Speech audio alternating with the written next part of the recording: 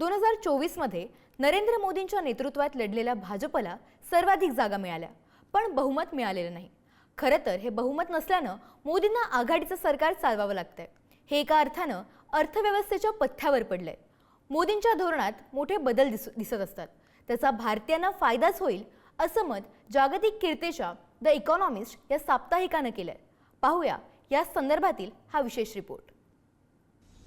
The economist साप्ताहिकानं केलं मोदींचं कौतुक।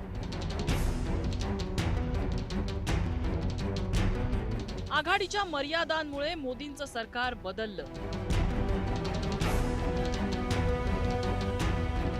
धार्मिक राजकारणाकडून आर्थिक सुधारणांकडे।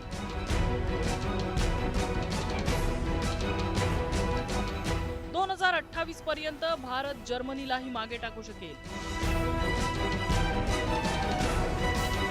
जगभरातल्या अर्थकारणाचा वेध घेणाऱ्या जगविख्यात द इकॉनॉमिस्ट या साप्ताहिकाच्या ताज्या अंकात भारतातल्या नरेंद्र मोदींच्या अर्थकारणावर एक विशेष लेख छापून आलाय।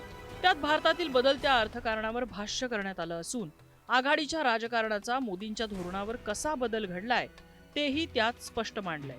प्रतिकूल परिस्थिती आणि मित्रपक्षांशी जुळवून घेण्यासाठी का होईना मोदी अधिक व्यावहारिक झाल्याचं मत या साप्ताहिकानं नोंदवलंय। त्या लेखात काय म्हटलंय आपण बघूया। या आर्थिक वर्षात भारताची अर्थव्यवस्था 7.4% वाढेल।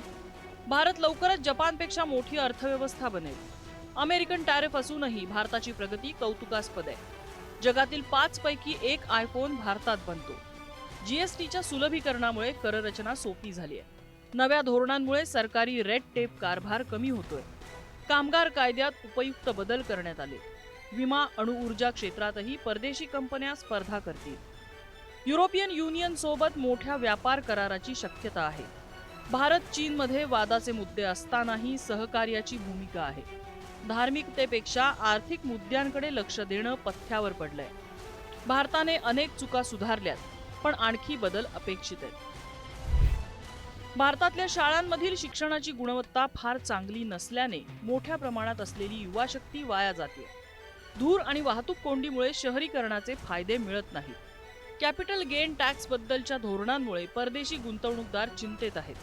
तसंच मोदी बदलले असले तरी त्यांच्या सरकारमधील एकाधिकारशाही अद्याप पूर्णपणे संपलेली नाही असं सांगताना इकॉनॉमिस्ट हेही म्हणतं की अमेरिका अधिकाधिक संरक्षणवादी आणि अनिश्चित होत असताना भारताने स्वीकारलेली ही सुधारणावादी भूमिका कौतुकास्पद आहे। ब्युरो रिपोर्ट, पुढारी न्यूज।